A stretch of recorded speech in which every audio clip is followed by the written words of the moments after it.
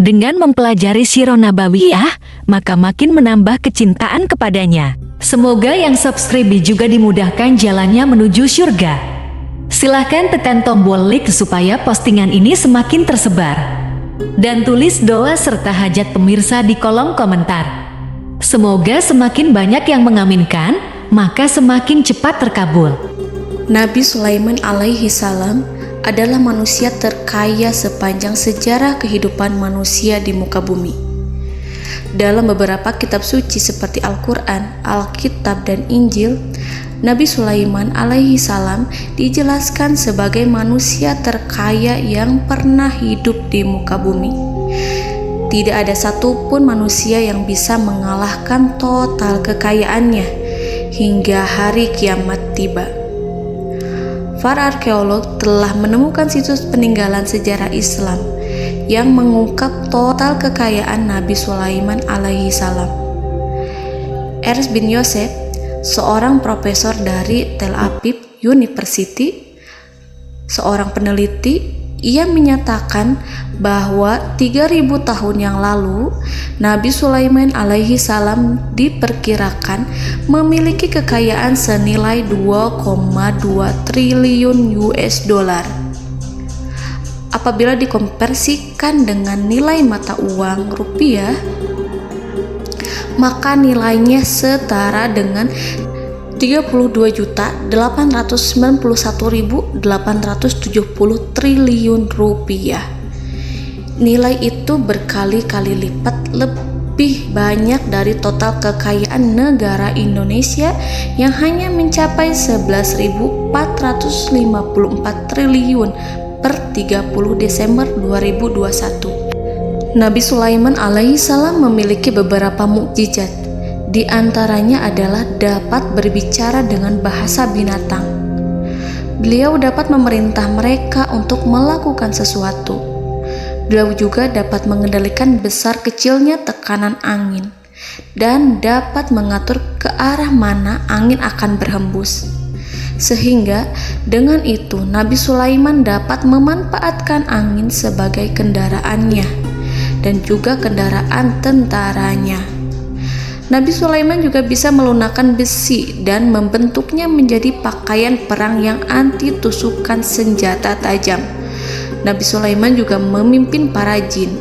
Mereka tunduk dan patuh pada perintah Nabi Sulaiman alaihi salam. Tidak hanya setan, iblis laknatullah yang merupakan makhluk pembangkang dapat dibuat tunduk bertekuk lutut pada perintah-perintah Nabi Sulaiman. Nabi Sulaiman bisa melakukan teleportasi, yaitu berpindah dari suatu tempat ke tempat yang lain dalam waktu singkat. Peristiwa itu dibuktikan dengan pemindahan singgasana Ratu Balqis atas perintah Nabi Sulaiman. Nabi Sulaiman dikenal sebagai raja yang adil dan bijaksana. Nabi Sulaiman diberkahi kecerdasan yang luar biasa untuk menyatupadukan segenap kekuatan yang Allah berikan kepadanya. Ia mengelola dan membawa kerajaannya menjadi kekuatan raksasa yang tak terkalahkan di masanya dengan segenap kemampuan yang dimilikinya. Tentara Nabi Sulaiman adalah tentara terkuat di bumi tanpa ada yang menandingi. Pertanyaan mendasar yang muncul kali ini adalah dari mana sumber kekayaan dan kekuatan Nabi Sulaiman alaihi salam? Untuk mendapat jawaban dari pertanyaan itu, simak video ini sampai akhir. Sebelum itu, mari bantu channel ini terus berkembang dengan cara subscribe dan nyalakan tanda loncengnya. Berikan komentar yang positif dan berikan like serta share video ini. Bismillahirrahmanirrahim. Sungguh kami benar-benar telah menganugerahkan ilmu kepada Daud dan Sulaiman. Keduanya berkata, segala puji bagi Allah yang melebihkan kami dari kebanyakan hamba-hambanya yang mukmin. Sulaiman telah mewarisi Daud dan dia berkata, wahai manusia, kami telah diajari untuk memahami bahasa burung dan kami dianugerahi segala sesuatu. Sesungguhnya, semua ini benar-benar karunia yang nyata. Quran Surat An-Naml ayat 15-16. Saudara-saudaraku yang dirahmati Allah, pada ayat di atas disebutkan bahwa Sulaiman telah mewarisi Daud. Nabi Sulaiman mewarisi Nabi Daud dalam sisi kenabian dan kekuasaan, bukan mewarisi harta, karena para nabi tidak mewariskan harta. Sebab sepeninggalan mereka, harta para nabi menjadi sedekah bagi orang-orang yang ada di sekitarnya, yaitu orang-orang fakir dan orang-orang yang membutuhkan. Dan harta para nabi tidak dikhususkan bagi kalangan keluarganya. Rasulullah Shallallahu Alaihi Wasallam bersabda, "Kami para nabi tidak mewariskan." Nabi Sulaiman mewarisi kenabian dari Nabi Daud. Ini adalah hal yang jelas. Allah telah memilihnya sebagai nabi dari Bani Israel. Begitu juga Allah telah memberinya kekuasaan kerajaan sehingga ia menjadi pemimpin Bani Israel. Barangkali sesuatu yang paling penting yang diwarisi oleh Nabi Sulaiman dari Nabi Daud adalah tradisi militer. Kemajuan militer yang dahsyat telah berpindah kepada Nabi Sulaiman. Nabi Daud sebenarnya adalah seorang pengembala kambing yang sangat miskin, tetapi seiring dengan perjalanan waktu, ia menjadi komandan pasukan tiada tanding. Nabi Daud alaihi salam mengetahui bahwa kekuatan hakiki yang mengatur alam semesta adalah kekuatan Allah. Ketika Nabi Daud mengelurkan tangannya dan memegang potongan batu, lalu beliau melemparkannya dengan ketepel ke arah Jalut, kepala Jalut retak dan ambruk menghantam tanah. Ini sebagai bentuk demonstrasi kekuatan darinya. Kehadiran Nabi Daud mengubah pasukan Bani Israel, di mana mereka sebelumnya lari jika berhadapan dengan musuh. Maka kini keberadaan mereka mulai diperhitungkan di masa hidupnya. Nabi Daud mengalami peperangan yang sangat banyak, tapi Al-Quran tidak menceritakan secara terperinci. Hal itu dikarenakan karena Al-Quran adalah kitab dakwah di jalan Allah, bukan kitab sejarah. Al-Quran hanya menceritakan di dalam Al-Quran surat Shad ayat 20, "Dan kami kuatkan kerajaannya, kerajaan Daud." Ayat tersebut berarti bahwa Nabi Daud belum terkalahkan dalam peperangan yang diikutinya. Di samping dukungan yang Allah berikan kepadanya, juga pasukan dan rakyatnya, di mana mereka adalah orang-orang yang bertauhid, menyerahkan diri kepada Allah. Allah Subhanahu wa Ta'ala mengajarkan kepada Nabi Daud hal-hal yang menjadikan pasukannya memiliki keistimewaan yang dengannya mereka dapat mengalahkan pasukan-pasukan lain, pasukan-pasukan besar yang ada di bumi pada saat itu. Allah Subhanahu wa Ta'ala berfirman dalam surat Saba ayat 10, "Dan kami telah melunakkan besi untuknya." Baju besi mungkin akan menjadi masalah dalam benak kita. Ketika orang-orang yang berperang, baju besi cukup mengganggu gerakan mereka. Kita bisa membayangkan ketika ada dua orang berperang, salah satu dapat bergerak bebas, sementara yang lainnya tidak leluasa bergerak karena tertahan dengan pakaiannya. Namun, dengan kekuasaan Allah, Nabi Daud dapat melunakkan besi dan membuat baju besi yang ringan, yang mudah untuk digunakan. Ini adalah kemajuan penting yang Allah berikan kepada Nabi Daud dan tentaranya. Kemajuan itu kemudian diajarkan, diwariskan dan dimiliki oleh Nabi Sulaiman alaihi salam. Nabi Sulaiman memiliki pasukan dahsyat yang melebihi pasukan manapun di bumi saat itu, atau bahkan mungkin saat ini. Bahkan Allah menambahkan karunia-Nya kepada Nabi Sulaiman yang disebutkan dalam Al-Quran surat An-Naml ayat 16. Dan Sulaiman telah mewarisi Daud, dan dia berkata, "Wahai manusia, kami telah diberi pengertian tentang suara burung, dan kami diberi segala sesuatu. Sesungguhnya ini benar-benar suatu karunia yang nyata." Saudara-saudaraku yang dirahmati Allah, pada suatu hari Nabi Sulaiman alaihi salam menengadahkan tangannya dan berdoa kepada Allah Subhanahu wa Ta'ala. Antara hati Nabi dan Allah tidak ada penghalang, tidak ada jarak, tidak ada sekatan waktu, tidak ada satupun dari para nabi yang berdoa kepada Allah kecuali doanya pasti dikabulkan. Doa Nabi Sulaiman alaihi salam direkam dalam Al-Quran surat Shad ayat 35.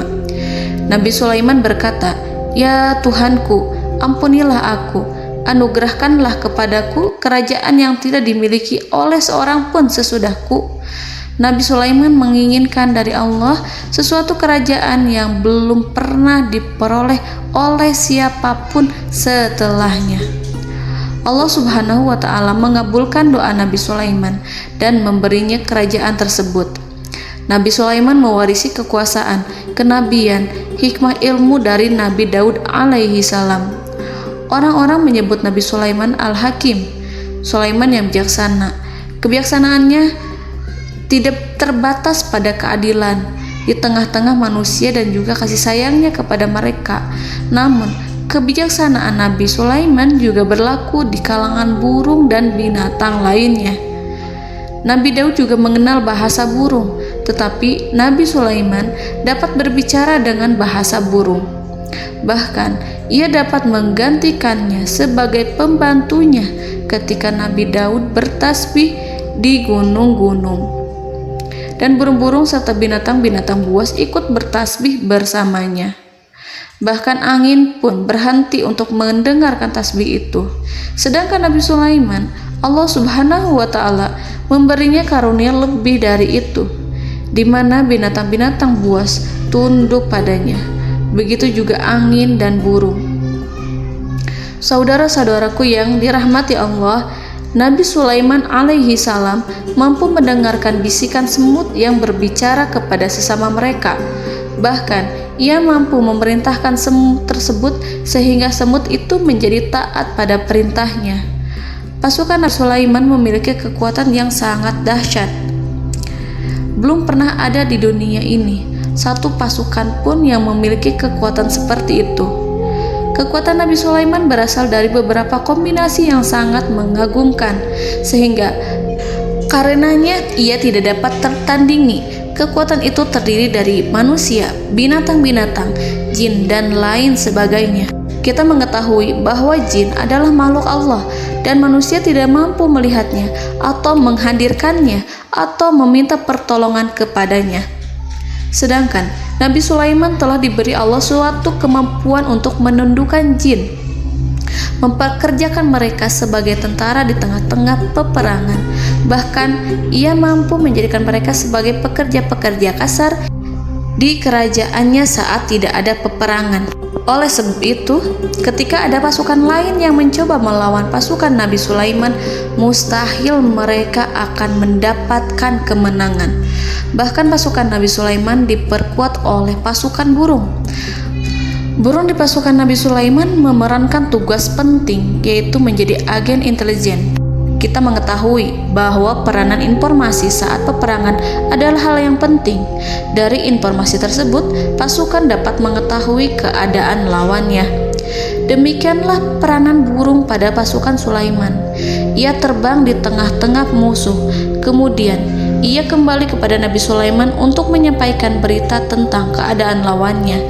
Di samping jin dan burung, Allah juga menundukkan angin untuk Nabi Sulaiman. Nabi Sulaiman dapat memerintahkan angin dan ia mampu untuk menaiki angin tersebut. Dalam Al-Quran surat Shad ayat 36-40, Allah Subhanahu wa Ta'ala berfirman, "Kami tundukkan kepada angin yang berhembus dengan baik menurut kemana saja yang dikehendaki Sulaiman. Dan kami tundukkan pula kepadanya setan-setan, semuanya ahli bangunan dan penyelam, dan setan yang lain yang terikat dalam belenggu. Inilah anugerah kami, maka berikanlah kepada orang lain atau tahanlah untuk dirimu tanpa perhitungan, dan sesungguhnya dia mempunyai kedudukan yang dekat pada sisi kami dan tempat kembali yang baik." Saudara-saudaraku yang dirahmati Allah, Allah Subhanahu wa Ta'ala juga memberikan kemampuan yang tak seorang pun dari para nabi mendapatkannya, yaitu kemampuan untuk memerintah setan. Setan adalah salah satu bagian dari jin. Ia adalah kelompok yang celaka dari bangsa jin. Kelompok ini sebenarnya tidak mampu dikuasai oleh manusia, bahkan jin yang soleh tidak dapat mengatur setan. Adapun Nabi Sulaiman, Allah telah memberinya kekuasaan untuk menundukkan setan dan mempekerjakannya, bahkan mengikatnya dengan rantai serta menghukumnya jika ia menentang pada perintahnya. Setan membangun untuk Sulaiman istana-istana, patung-patung dan alat-alat perang.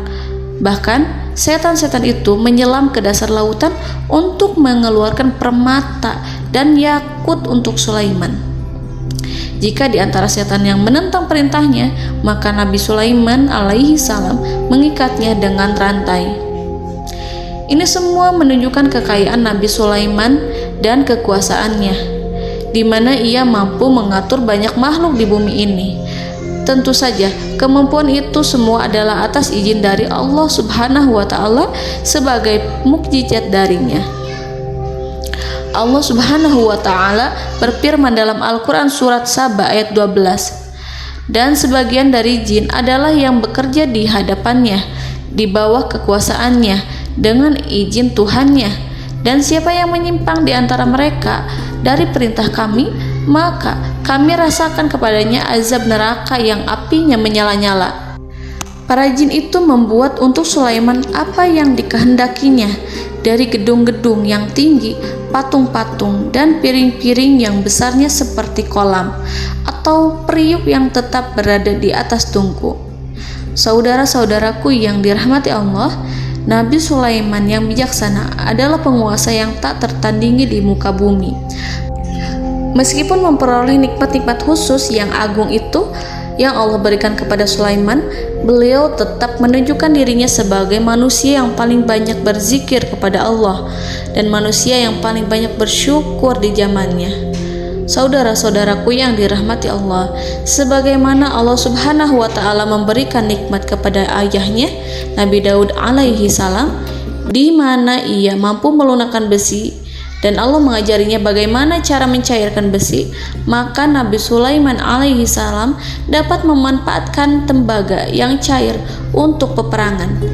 Dan juga di saat perdamaian, pada saat peperangan, beliau mencampur tembaga dengan besi dan menjadikannya perunggu. Mereka menggunakan senjata-senjata perunggu dalam peperangan seperti pedang, baju besi, dan juga pisau. Senjata-senjata ini adalah senjata yang paling kuat pada saat itu. Sedangkan di saat damai, tembaga digunakan untuk membuat bangunan, perhiasan, dan sebagainya. Meskipun Nabi Sulaiman mendapatkan nikmat yang besar dan karunia yang khusus, Allah Subhanahu wa Ta'ala mengujinya dengan suatu ujian yang dahsyat. Ujian yang akan selalu datang kepada seorang hamba yang soleh. Ketika hamba itu mendapatkan kedudukan besar, maka ujiannya pun menjadi besar. Allah Subhanahu wa Ta'ala menguji Nabi Sulaiman dengan penyakit. Diceritakan oleh Fahru Roji, Nabi Sulaiman diuji dengan suatu penyakit yang keras, di mana kedokteran saat itu tidak dapat dan tidak mampu mengatasinya. Sakitnya Nabi Sulaiman sangat keras sehingga para dokter dari kalangan manusia ataupun jin tidak mampu menghilangkan penyakit itu.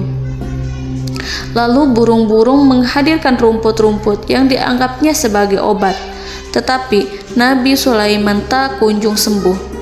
Semakin hari penyakit Nabi Sulaiman semakin menjadi-jadi, sehingga ketika Nabi Sulaiman duduk di atas kursi, ia duduk bagaikan tubuh tanpa roh.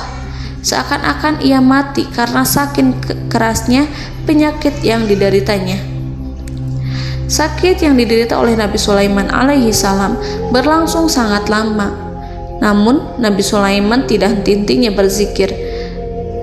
Ia meminta kesembuhan kepada Allah serta beristighfar pada Allah dan mengungkapkan rasa cinta kepadanya. Selesailah ujian Allah terhadap hambanya Nabi Sulaiman. Beliau pun sembuh. Nabi Sulaiman merasakan kembali kesehatannya setelah ia mengetahui segala kejayaan dan segala kekuasaan serta segala kebesarannya tidak lagi mampu menghilangkan penyakit yang dideritanya kecuali jika Allah menghendaki. Saudara-saudaraku yang dirahmati Allah, Nabi Sulaiman telah membangun tempat ibadah, tempat sujud, sehingga manusia menyembah Allah di dalamnya. Orang-orang yang membangunnya berjumlah puluhan ribu orang. Tentu setiap kelompok dari mereka memiliki pekerjaan masing-masing.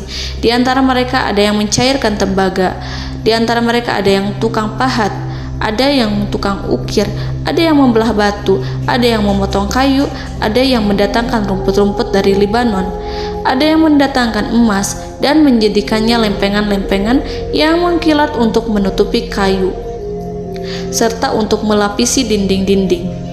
Bahkan golongan jin pun membantu membangun tempat tersebut, tentu dengan perintah dan bimbingan Nabi Sulaiman. Mereka membuat patung-patung yang besar, membuat bejana yang besar untuk tempat makan para tentara dan pekerja, yaitu bejana seperti gunung. Karena saking berat dan besarnya, mereka juga membuat tempat-tempat minum yang besarnya seperti kolam. Nabi Sulaiman mengawasi para pekerjanya dan juga mengurusi masyarakatnya, di mana beliau mengenali problem mereka dan berusaha memecahkannya. Beliau juga mengawasi pasukan dari kalangan binatang dan burung. Beliau mengetahui apabila ada satu di antara mereka yang tidak datang, kemana ia pergi, serta mengapa ia pergi. Nabi Sulaiman menguasai pengetahuan itu semua. Nabi Sulaiman bukan hanya mengetahui problem tentara-tentaranya dari kalangan manusia ataupun tentaranya dari kalangan burung, namun ia juga menunjukkan kasih sayang terhadap semut, di mana beliau mendengar bisikannya dan tidak suka untuk menginjaknya. Nabi Sulaiman selalu menundukkan kepalanya ke bumi sebagai bentuk rasa rendah diri dan syukur kepada Allah. Pada suatu hari, Nabi Sulaiman alaihi salam berjalan di depan tentaranya, dan tiba-tiba ia mendengar suara semut yang berkata kepada temannya dari kalangan semut. Hal itu terekam dalam Al-Quran surat An-Nahl ayat 18-19. Wahai semut-semut, masuklah ke dalam sarang-sarangmu agar kamu tidak terinjak oleh Sulaiman, sedangkan mereka tidak menyadarinya. Nabi Sulaiman alaihi salam tersenyum mendengar itu, dan ia berdoa, "Ya Allah, ya Tuhanku, berilah aku ilham untuk tetap mensyukuri nikmat-Mu yang telah Engkau anugerahkan kepadaku dan kepada kedua orang ibu bapakku, dan untuk mengerjakan amal soleh yang Kau ridhoi, dan masukkanlah aku ke dalam rahmat-Mu, ke dalam golongan hamba-hamba-Mu yang soleh." Saudara-saudaraku yang dirahmati Allah, meskipun Nabi Sulaiman mendapatkan kekuasaan dan memiliki tentara yang besar, namun beliau menunjukkan kasih sayang terhadap bangsa semut. Beliau mendengarkan bisikannya dan melihat semut yang ada di depannya. Oleh karena itu, tak mungkin baginya untuk menginjak golongan semut itu. Nabi Sulaiman bersyukur kepada Allah telah memberinya nikmat, yaitu nikmat rahmat dan kasih sayang. Di samping itu, Nabi Sulaiman alaihi salam adalah orang paling kaya di dunia. Istananya terbuat dari kayu gaharu yang memiliki wangi harum. Istananya terbuat dari emas yang terkadang dari kristal. Beliau juga memiliki kursi besar yang terbuat dari emas dan permata. Istana Nabi Sulaiman merupakan istana yang paling besar di dunia. Nabi Sulaiman menggunakan pakaian dari emas dan permata. Meskipun demikian, Nabi Sulaiman tetap menunjukkan sebagai hamba yang berserah diri dan rendah diri di hadapan Allah Subhanahu wa Ta'ala, dan sederhana di depan manusia.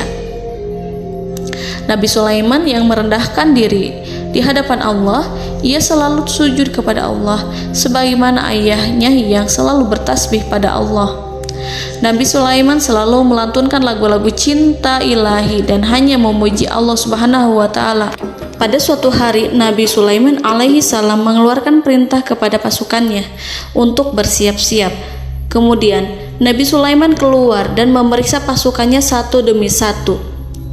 Kelompok yang pertama adalah kelompok manusia. Nabi Sulaiman memperhatikan kesiapan mereka. Lalu Nabi Sulaiman mengeluarkan perintah-perintah kepada mereka. Kemudian Nabi Sulaiman memeriksa kelompok jin dan menyampaikan perintahnya kepada mereka. Beliau memenjarakan jin yang tampak bermalas-malasan saat bekerja. Lalu beliau memeriksa binatang dan berkata kepada mereka, apakah mereka sudah makan dengan baik? Apakah mereka tidur dengan nyenyak? Apakah ada yang mengadu pada mereka, misalkan karena penyediaan suatu ataukah karena makanan yang tidak layak? Apakah ada di sana yang sakit dan lain sebagainya? Semuanya diperiksa oleh Nabi Sulaiman. Ketika Nabi Sulaiman merasa puas dengan semuanya, Nabi Sulaiman memasuki tenda tempat berkumpulnya para burung. Nabi Sulaiman alaihissalam kemudian memasuki tenda tersebut, mengamati keadaan di sekitarnya, sehingga beliau mengetahui bahwa ada satu burung yang tidak hadir, yaitu burung hudhud. Nabi Sulaiman berkata yang diabadikan dalam Quran surat An-Naml ayat 20. Mengapa aku tidak melihat burung hudhud? Burung-burung yang lain tampak terdiam sebagai penghormatan, dan mereka mendengarkan apa yang akan dikatakan pemimpin mereka. Nabi Sulaiman mengarahkan pandangannya pada semua burung dan tidak menemukan burung hudhud di antara mereka. Tak seekor burung pun yang mengetahui keberadaannya. Burung hudhud absen pada apel wajib kali ini. Nabi Sulaiman mulai menampakkan kemarahannya. Tiba-tiba, seekor burung kecil memberanikan diri untuk berkata kepada Nabi Sulaiman, "Wahai Nabi yang mulia, seharusnya hudhud ada bersamaku kemarin untuk melaksanakan tugas penyelidikan. Ia adalah pemimpin misi, namun burung hudhud belum datang. Oleh karena itu aku tidak pergi bersamanya." Burung itu tampak gemetar. Nabi Sulaiman mengetahui bahwa hudhud tidak hadir dan tak seorang pun mengetahui kemana ia pergi. Burung hudhud pergi tanpa izin terlebih dahulu. Dalam keadaan marah, Nabi Sulaiman berkata, "Sungguh aku benar-benar akan mengazabnya dengan azab yang sangat keras, atau benar-benar menyembelihnya, kecuali jika ia benar-benar datang kepadaku dengan alasan yang jelas." Kawanan burung-burung yang mengetahui bahwa Nabi Sulaiman sedang marah dan telah menetapkan untuk menyiksa burung hudhud atau menyembelihnya, atau justru memaafkannya dengan syarat ia datang dengan membawa alasan yang dapat menyelamatkannya, atau dengan kata lain, burung hudhud dapat memastikan bahwa ia melaksanakan tugas yang penting. Nabi Sulaiman menunjukkan kemarahan yang besar sehingga siapapun akan merasa takut kepada Nabi Sulaiman yang marah. Seekor burung tampak gemetar, ketakutan melihat kemarahan Nabi Sulaiman. Lalu beliau mengulurkan tangannya ke burung itu dan memegang-megang kepalanya, sehingga burung itu pun merasa tenang dan rasa takutnya hilang. Nabi Sulaiman kemudian pergi dari tempat burung tersebut. Nabi Sulaiman masih memikirkan keadaan burung hudhud. Seharusnya burung hudhud menjadi bagian penting dari badan intelijen. Apakah ia pergi untuk menyingkap suatu, atau apakah ia pergi hanya untuk bermain-main? Nabi Sulaiman telah memperhatikan dan mengetahui bahwa burung hudhud adalah seekor burung yang cerdik dan juga fasih berbicara. Terkadang Nabi Sulaiman mendapati burung hudhud sedang bermain-main dan menunda-nunda pekerjaannya. Namun ketika Nabi Sulaiman melihatnya, burung hudhud memahami bahwa perbuatannya tidak benar. Oleh karena itu, ia tidak boleh menyampur adukan antara waktu serius dan waktu bermain. Tidak lama setelah itu, burung hudhud tiba di tempat para burung. Burung-burung yang lain berkata kepadanya, "Wahai hudhud, pergilah engkau ke tempat Nabi Sulaiman. Jika ia mengetahui bahwa engkau telah sampai, jiwamu benar-benar terancam." Mendengar itu, burung hudhud segera beranjak. Ia terbang menemui Nabi Sulaiman. Pada waktu itu, Nabi Sulaiman sedang duduk bersama tentaranya yang lain. Burung hudhud berdiri. Ia telah merencanakan untuk memulai pembicaraan dengan Nabi Sulaiman sebelum Nabi Sulaiman bertanya kepadanya kemana dia pergi. Ini sebagai bukti bahwa hudhud telah melaksanakan suatu tugas yang penting. Dalam surat An-Nahl ayat 22, burung hudhud, "Aku telah mengetahui sesuatu yang kamu belum mengetahuinya, dan kubawa kepadamu dari negeri Saba suatu berita penting yang diyakini." Seakan-akan burung hudhud hendak berkata, "Aku adalah hudhud yang miskin, tapi Aku mengetahui apa yang tidak engkau ketahui, dan aku telah datang kepadamu dari kerajaan Saba dengan membawa berita yang sangat penting.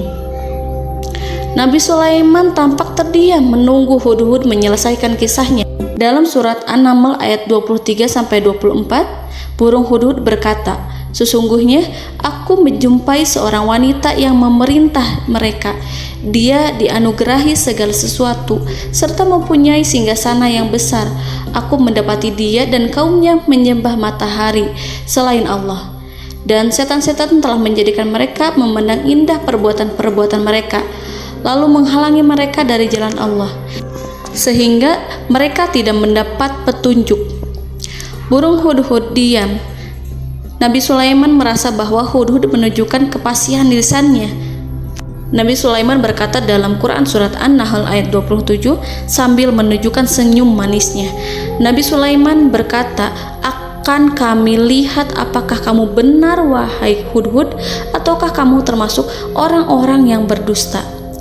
Seakan-akan burung Hudhud ingin mengatakan, "Aku tidak berbohong, wahai Nabi yang mulia." Namun diamnya Sulaiman membuat takut sehingga burung Hudhud terdiam. Nabi Sulaiman terdiam karena berpikir, lalu ia memutuskan sesuatu setelah itu. Beliau melihat kepada lainnya dan meminta secari kertas dan pena. Nabi Sulaiman menulis surat yang singkat dan menyerahkan kepada Hudhud serta memerintahkan kepadanya seperti yang dikatakan dalam Quran surat An-Nahl ayat 28. "Pergilah dengan membawa suratku ini, lalu jatuhkanlah kepada mereka, kemudian berpalinglah dari mereka, lalu perhatikanlah apa yang mereka bicarakan." Al-Quranul Karim hanya menceritakan dalam Al-Quran surat An-Naml bagaimana perginya Hudhud dan bagaimana ia menyerahkan surat itu. Lalu Al-Quran langsung menyebut keadaan kerajaan Balqis yang saat itu sedang membaca surat di depan para pembesar kerajaan dan para menterinya. Dalam Quran surat An-Naml ayat 29-31, berkatalah Balqis, "Wahai pembesar-pembesar, sesungguhnya telah dijatuhkan kepadaku sebuah surat yang mulia. Sesungguhnya surat ini dari Sulaiman, dan sesungguhnya isinya dengan menyebut nama Allah yang Maha Pengasih lagi Maha Penyayang, bahwa janganlah kalian berlaku sombong terhadapku dan datanglah kepadaku sebagai orang-orang yang berserah diri." Saudara-saudaraku yang dirahmati Allah, dalam surat tersebut Nabi Sulaiman menyebutkan supaya mereka menyerahkan diri dan tunduk kepada perintah Nabi Sulaiman. Nabi Sulaiman memerintahkan agar mereka meninggalkan penyembahan terhadap matahari. Nabi Sulaiman tidak mempersoalkan akidah mereka dan tidak memuaskan mereka dengan apapun. Nabi Sulaiman hanya memerintahkan bahwa ia berada di atas kebenaran. Bukankah ia didukung kekuatan yang berlandaskan keyakinan yang dimilikinya? Nabi Sulaiman hanya memerintahkan mereka agar tunduk dan patuh kepadanya. Ratu Sabak menyampaikan surat tersebut di tengah-tengah kaumnya. Dalam Quran surat An-Naml ayat 32 dijelaskan, "Dan berkatalah Balqis, wahai para pembesar, berilah aku pertimbangan dalam urusanku ini. Aku tidak pernah memutuskan sesuatu persoalan sebelum kamu berada dalam majelisku." Saudara-saudaraku yang dirahmati Allah, para pembesar istana Balqis menentang surat tersebut. Isi surat itu membangkitkan kesombongan kaum Saba, di mana mereka merasa lebih kuat. Mereka mengetahui bahwa di sana ada seorang yang mencoba menentang mereka dan mengisyaratkan peperangan kepada mereka. Lalu ia meminta kepada mereka untuk memenuhi syarat-syaratnya sebelum terjadinya peperangan dan kekalahan. Dalam surat An-Nahl ayat 33, mereka menjawab, "Kita adalah orang yang memiliki kekuatan dan juga memiliki keberanian yang sangat besar dalam peperangan, dan keputusan berada di tanganmu, wahai ratuku. Maka pertimbangkanlah apa yang akan kamu perintahkan." Saudara-saudaraku yang dirahmati Allah, para pembesar kaum Saba seakan ingin berkata, "Kita siap untuk melaksanakan perang." Tampaknya ratu itu memiliki kebijakan yang lebih baik dari pembesar kaumnya. Surat Sulaiman itu membuatnya berpikir lebih jernih dan lebih berhati-hati. Ia berusaha sebisa mungkin menghindari peperangan. ratu itu berpikir dalam tempo yang lama. Nama Sulaiman tidak diketahuinya dan ia pun belum pernah mendengarnya. Oleh karena itu, Ratu kaum Saba tidak mampu mengetahui dan mendeteksi seberapa besar kekuatan Nabi Sulaiman. Boleh jadi Nabi Sulaiman memiliki kekuatan yang dahsyat, sehingga ia mampu memerangi kekuasaannya dan mengalahkannya. Kemudian Ratu memperhatikan apa yang ada di sekelilingnya. Ia melihat kemajuan masyarakatnya dan juga kekayaannya. Barangkali ia mengira bahwa Nabi Sulaiman iri terhadap kemajuan dan kekayaannya itu, sehingga Nabi Sulaiman ingin menyerangnya. Setelah mempertimbangkan isi surat Nabi Sulaiman dengan cermat, Ratu Saba memilih untuk tidak bersikap ceroboh dan bodoh. Ratu lebih suka untuk menggunakan bahasa kelembutan. Ia mengirim kepada Nabi Sulaiman suatu hadiah yang besar. Ratu mengira bahwa Nabi Sulaiman seorang yang ambisius, yang boleh jadi ia telah mendengar tentang kekayaan kerajaan Saba. Para utusan pergi dengan membawa hadiah dari Ratu Saba.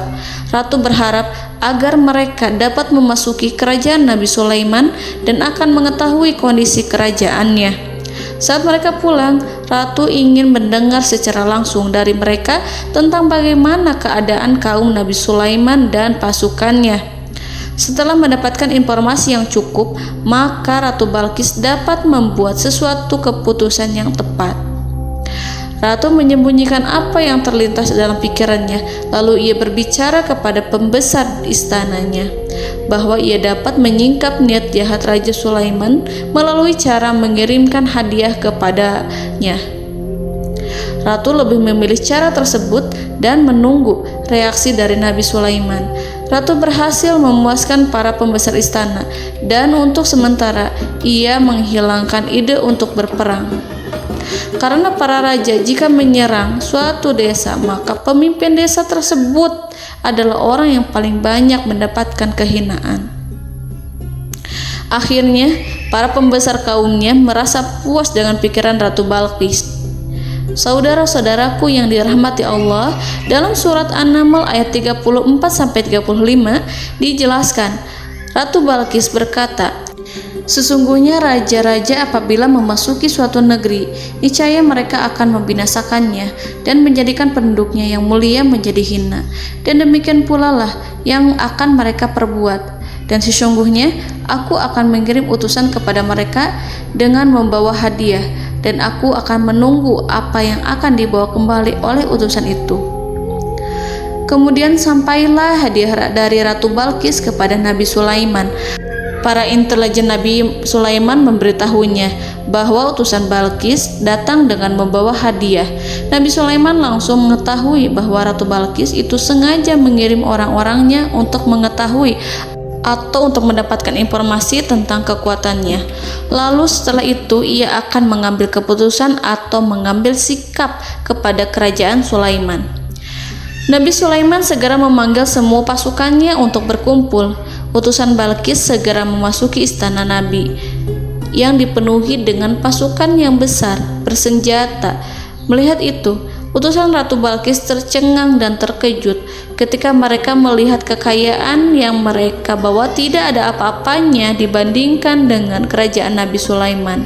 Hadiah mereka tampak tidak berarti. Emas yang mereka bawa tampak tidak memiliki makna saat mereka memasuki istana Nabi Sulaiman yang terbuat dari kayu-kayu pohon gaharu yang mengeluarkan bau yang harum serta dihiasi dengan emas permata. Para utusan Ratu Balqis berdiri bersama Nabi Sulaiman dan menyaksikan bagaimana Nabi Sulaiman mengendalikan pasukannya. Kemudian mereka mulai berpikir tentang kekuatan dan kualitas pasukan Nabi Sulaiman. Betapa kagetnya mereka ketika melihat di tengah-tengah pasukan itu terdapat singa, burung, dan tentara dari kalangan manusia yang mampu terbang. Mereka pun sadar bahwa mereka di hadapan pasukan yang tiada tandingannya. Selesailah demonstrasi pasukan Nabi Sulaiman. Kemudian para utusan ratu dipersilahkan maju ke tempat hidangan makanan. Para utusan itu sangat terkejut ketika melihat berbagai macam makanan dari penjuru dunia ada di depannya. dan di antara makanan itu terdapat pula makanan yang biasa ditemukan di negeri mereka. Tetapi mereka melihat bahwa makanan itu memiliki rasa yang lebih istimewa. Selain itu, piring-piring yang ada di depan mereka dan dijadikan tempat makan tersebut terbuat dari emas, dan mereka dilayani oleh laki-laki yang berhias dengan emas. Di meja makan itu terdapat burung, ikan laut, dan berbagai macam daging yang mereka tidak mampu lagi membedakan daging apa itu. Nabi Sulaiman tidak makan bersama mereka, tapi beliau makan dengan menggunakan piring yang terbuat dari kayu. Beliau memakan roti yang kering yang dicampur dengan minyak. Inilah makanan yang dipilih Nabi Sulaiman. Makan bersama mereka dalam keadaan diam, mereka merasa kehadiran Nabi Sulaiman menciptakan suatu wibawa yang luar biasa. Selesai perjamuan itu, lalu dengan sangat malu mereka menyerahkan hadiah dari Ratu Balqis kepada Nabi Sulaiman. Hadiah itu berupa emas yang bagi mereka hadiah itu sangat bernilai tinggi. Tapi di sini hadiah itu tampak kecil di hadapan kekayaan-kekayaan Nabi Sulaiman yang sangat mengagumkan. Nabi Sulaiman memperhatikan hadiah dari Ratu Balqis itu dan berkata dalam Quran surat An-Naml ayat 36. Maka tatkala utusan itu sampai pada Sulaiman, Sulaiman berkata, "Apakah patut kamu menolong aku dengan harta? Maka apa yang diberikan Allah kepadaku lebih baik daripada apa yang diberikannya kepadamu. Tetapi kamu merasa bangga dengan hadiahmu." Saudara-saudaraku, Raja Sulaiman menyingkap dengan kata-katanya yang singkat itu penolakannya terhadap hadiah mereka. Ia memberitahu utusan itu bahwa ia tidak menerima hadiah tersebut.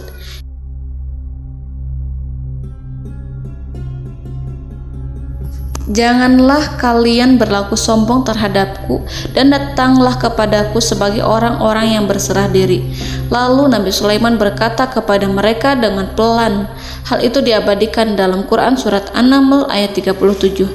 "Kembalilah kepada mereka, sungguh kami akan mendatangi mereka dengan bala tentara yang mereka tidak kuasa melawannya, dan pasti kami akan mengusir mereka dari negeri itu, yaitu negeri Saba, dengan terhina, dan mereka akan menjadi tawanan-tawanan yang hina."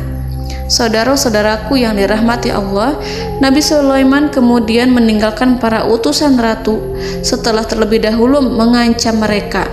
Para utusan itu berharap agar Nabi Sulaiman mau menunggu kunjungan Ratu Balqis yang akan membawa misi perdamaian.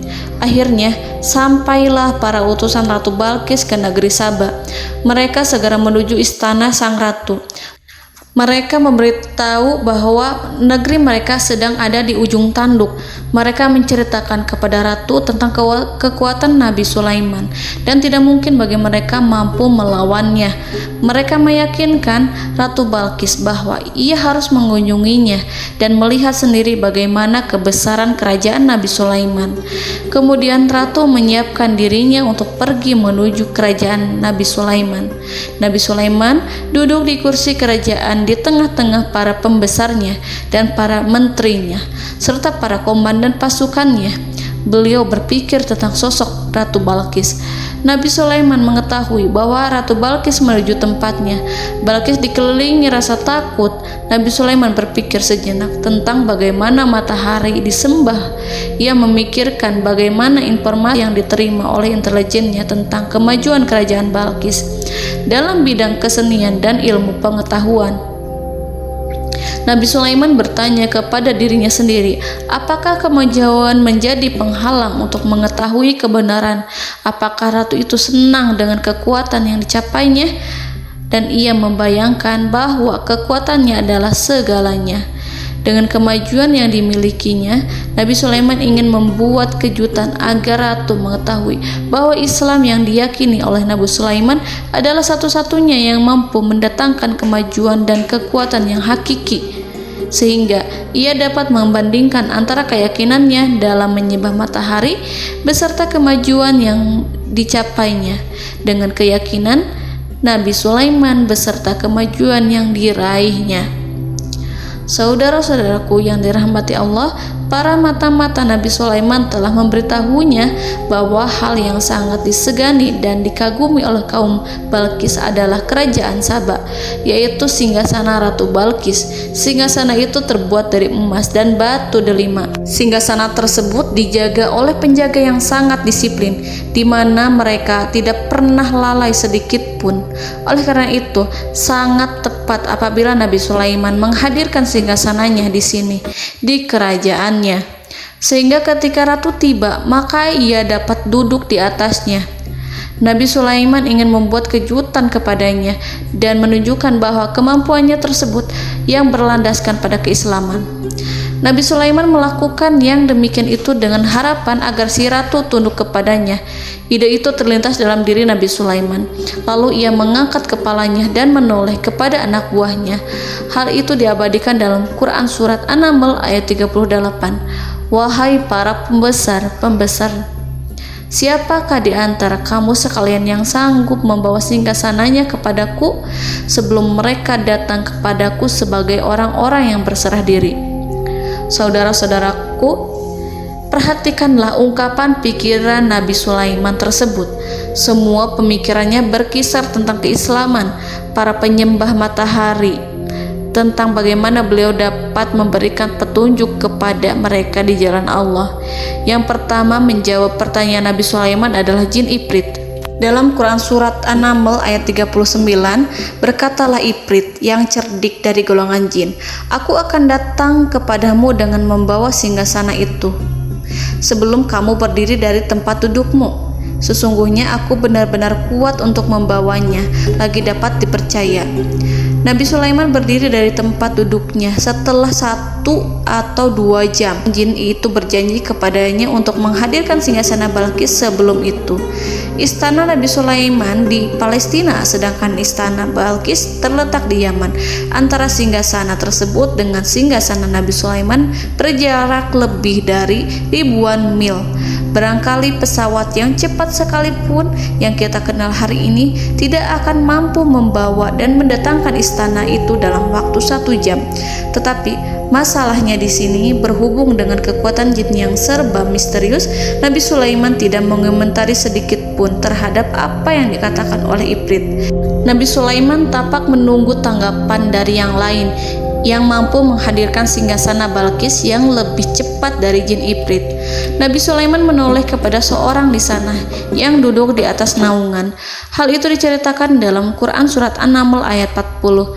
Berkatalah seorang yang mempunyai ilmu dari Alkitab, aku akan membawa singgasana itu kepadamu sebelum matamu berkedip. Maka tatkala Sulaiman melihat singgasana itu terletak di hadapannya, ia pun berkata, ini termasuk karunia Tuhanku untuk memuji aku. Apakah aku akan bersyukur atau mengingkari nikmatnya? Dan barang siapa yang bersyukur, maka sesungguhnya dia bersyukur untuk kebaikan dirinya sendiri. Dan barang siapa yang ingkar, maka sesungguhnya Tuhanku maha kaya lagi maha mulia. Saudara-saudaraku, belum lama seorang yang mempunyai ilmu dari Alkitab menyatakan kalimatnya, sehingga singgasana itu tiba-tiba ada di depan Nabi Sulaiman yang mampu menghadirkan singgasana itu lebih cepat dari kedipan mata. Al-Quranul Karim tidak menyingkap kepribadian seorang yang menghadirkan singgasana itu. Al-Quran hanya menggarisi bahwa orang itu mempunyai ilmu dari Alkitab. Al-Quran tidak menjelaskan kepada kita apakah ia seorang malaikat ataukah manusia ataukah jin. Al-Quran sengaja tidak menyingkap informasi tersebut. Saudara-saudaraku yang dirahmati Allah, setelah melihat singgasana itu, Nabi Sulaiman bersyukur kepada Allah. Ia mulai memperhatikan singgasana sang ratu. Singgasana tersebut merupakan simbol pembangunan dan juga kemajuan, tetapi tampaknya ia hanya sesuatu yang biasa saja jika dibandingkan dengan kekuasaan dan kebesaran ciptaan yang dibuat oleh manusia dan jin di kalangan istana Nabi Sulaiman.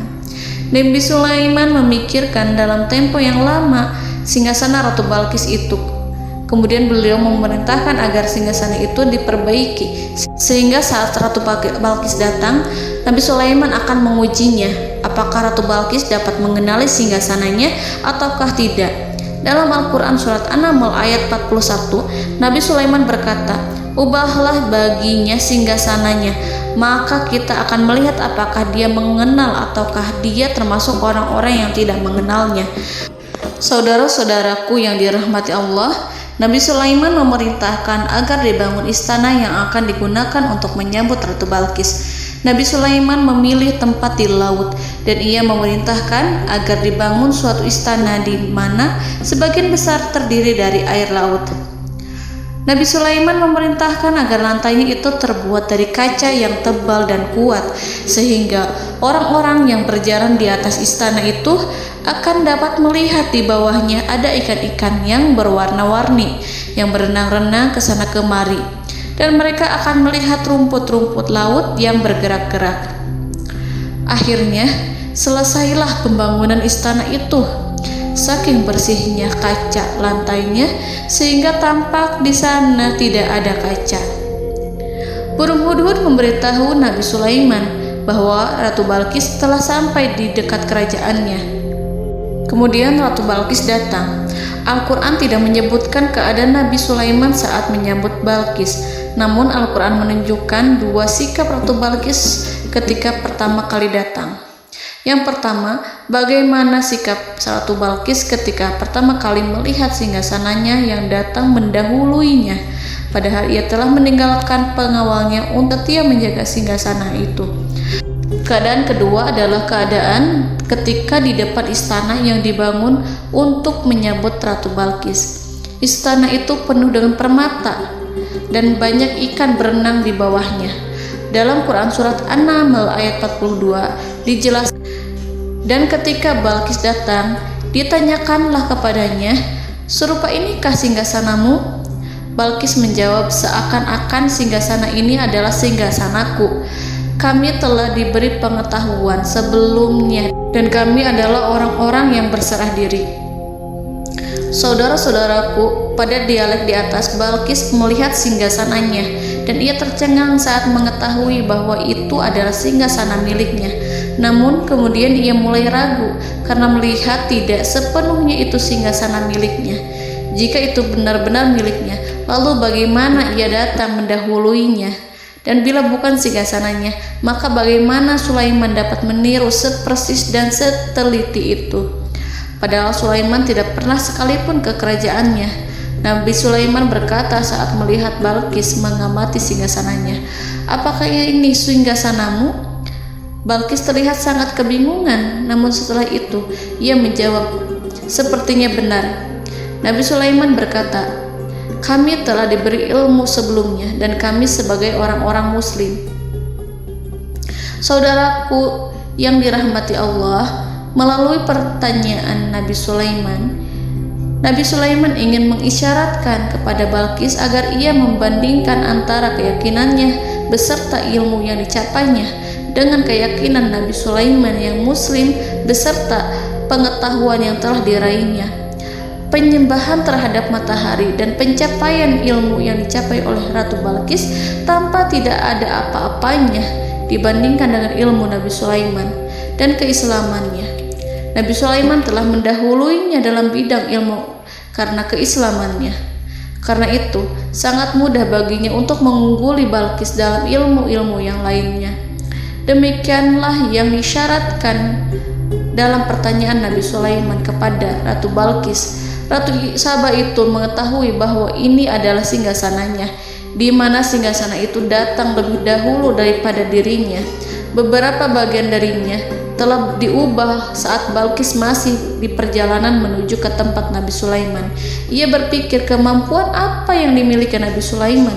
Ratu Balqis tercengang melihat apa yang disaksikannya, yang berupa buah dari keimanan Nabi Sulaiman dan hubungannya dengan Allah Subhanahu wa Ta'ala. Sebagaimana Balqis juga tercengang ketika melihat kemajuan di bidang ilmu pembangunan, seni, dan ilmu-ilmu yang lainnya. Maka ia tidak lebih kagum lagi saat melihat hubungan yang kuat antara keislaman Nabi Sulaiman dengan ilmunya serta kemajuan yang diraihnya. Dalam Al-Quran surat An-Naml ayat 43 dijelaskan, "Dan apa yang disembahnya selama ini selain Allah mencegahnya untuk melahirkan keislamannya, karena sesungguhnya ia terdahulu termasuk orang-orang yang kafir." Saudara-saudaraku yang dirahmati Allah, berguncanglah dalam benak Balqis ribuan hal ketika melihat keyakinan kaumnya runtuh di hadapan Nabi Sulaiman. Ia menyadari matahari yang disembahnya hanya merupakan ciptaan Allah, dan Allah lah yang menggerakkannya untuk hamba-hambanya. Lalu terbitlah matahari kebenaran dalam dirinya. Hatinya diterangi oleh cahaya baru yang tidak akan tenggelam seperti tenggelamnya matahari. Masa keislamannya hanya menunggu waktu. Ratu Balqis memilih waktu yang tepat untuk mengumumkan keislamannya. Allah Subhanahu wa Ta'ala berfirman dalam Quran Surat An-Naml ayat 44. Dikatakan kepadanya, masuklah ke dalam istana. Maka tatkala ia melihat lantai istana itu, dikiranya kolam air yang besar dan disingkapnya dua betisnya. Berkatalah Sulaiman, sesungguhnya ia adalah istana licin yang terbuat dari kaca. Berkatalah Balqis, wahai Tuhanku, sesungguhnya aku telah berbuat zalim terhadap diriku, dan aku berserah diri bersama Sulaiman kepada Allah Tuhan semesta alam. Saudara-saudaraku yang dirahmati Allah, dikatakan kepada Balqis, masuklah ke dalam istana. Ketika ia masuk, maka ia tidak menyaksikan adanya kaca, tetapi ia melihat air, sehingga ia mengira akan bersinggungan dengan air. Lalu ia menyingkapkan sedikit bajunya agar bajunya itu tidak basah. Nabi Sulaiman mengingatkannya tanpa melihatnya agar ia tidak khawatir terhadap pakaiannya, karena pakaiannya tidak akan basah sebab di sana tidak ada air. Itu sekedar kaca yang halus, yang saking halusnya sehingga ia tidak tampak. Pada kesempatan itulah Balqis mengumumkan keislamannya yang mengakui kelalimannya, dan ia menyatakan menyerahkan diri kepada Nabi Sulaiman dan kepada Allah Tuhan semesta alam. Lalu kaumnya pun mengikutinya dan mereka memeluk Islam. Balqis menyadari ia berhadapan dengan penguasa yang terbesar di bumi dan Nabi Allah yang mulia. Untuk pertama kalinya, wajah Sulaiman tampak dihiasi dengan senyuman yang menunjukkan kepuasannya sejak Balqis mengunjunginya. Demikianlah Nabi Sulaiman mewujudkan kejayaannya yang hakiki dan menyebarkan cahaya Islam di muka bumi. Saudara-saudaraku, Al-Quran tidak menyebutkan kisah Balqis setelah keislamannya. Para ahli tafsir mengatakan bahwa ia menikah dengan Nabi Sulaiman. Selain itu, ada yang mengatakan bahwa ia menikah dengan salah satu orang dekat Nabi Sulaiman. Ada juga yang mengatakan bahwa sebagian Raja Habasyah adalah keturunan dari buah perkawinan ini. Wallahu a'lam bishawab. Saudara-saudaraku yang dirahmati Allah, Nabi Sulaiman hidup di tengah-tengah kejayaan dan kemuliaan di bumi. Kemudian Allah menetapkan kematian untuknya, sebagaimana kehidupan Sulaiman berada di puncak kemuliaan dan kejayaan yang penuh dengan keajaiban yang luar biasa. Maka kematiannya pun merupakan tanda-tanda kebesaran Allah yang penuh dengan keajaiban. Demikianlah bahwa kematiannya sesuai dengan kehidupannya, sesuai dengan kejayaannya. Allah berfirman tentang kematian Sulaiman di dalam Al-Quran Surat Saba ayat 14. Maka tatkala kami telah menetapkan kematian Nabi Sulaiman, tidak ada yang menunjukkan kepada mereka kematiannya itu kecuali rayap yang memakan tongkatnya. Maka tatkala ia telah tersungkur, tahulah jin bahwa kalau sekiranya mereka mengetahui yang gaib, tentulah mereka tidak akan tetap dalam siksa yang menghinakan. Saudara-saudaraku, kemampuan Nabi Sulaiman untuk menundukkan jin dan mempekerjakan mereka serta hubungan mereka dengan semua itu menimbulkan fitnah di tengah-tengah manusia dalam hal tertentu. Kematian Nabi Sulaiman merupakan batasan jawaban terhadap fitnah ini. Kami tidak mengetahui siapa yang mengklaim bahwa jin mengetahui hal yang gaib. Apakah itu setan yang terkutuk, atau jin yang bodoh, atau manusia yang tertipu? Kami tidak mengetahui siapa yang bertanggung jawab terhadap tersebarnya isu yang keliru ini. Yang kita ketahui adalah bahwa hal tersebut adalah mempengaruhi sebagian manusia dan jin. Barangkali manusia berkata kepada diri mereka, selama jin melakukan perbuatan yang luar biasa ini, maka apa gerangan yang menjadikan mereka tidak mengetahui hal yang gaib itu? Manusia itu lupa bahwa kunci kegaiban berada di tangan Allah. masalah ilmu gaib tidak akan mampu dikuasai oleh jin dan manusia. Hanya Dia yang mengetahuinya, dan manusia diberitahu hanya sedikit sekali. Saudara-saudaraku yang dirahmati Allah, seakan-akan Allah telah merencanakan bahwa kematian Sulaiman bertujuan untuk menghancurkan pemikiran itu, yaitu pemikiran bahwa jin mengetahui hal-hal yang gaib. Jin bekerja untuk Nabi Sulaiman selama beliau hidup, dan tatkala beliau meninggal, maka tugas mereka menjadi bebas.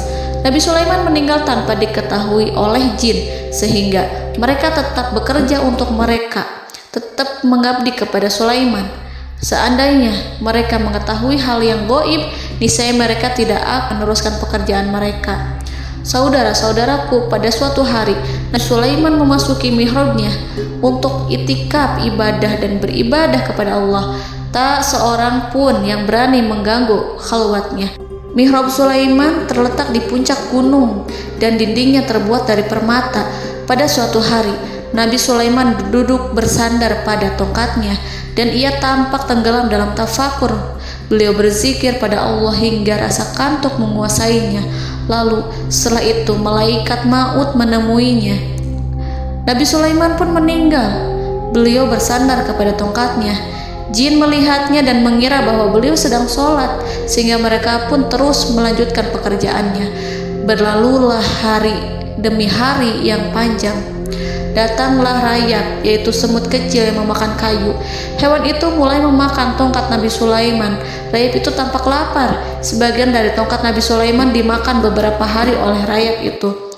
Ketika yang dimakannya semakin bertambah, maka tongkat itu pun menjadi rusak dan kemudian jatuh dari tangan Nabi Sulaiman alaihi salam.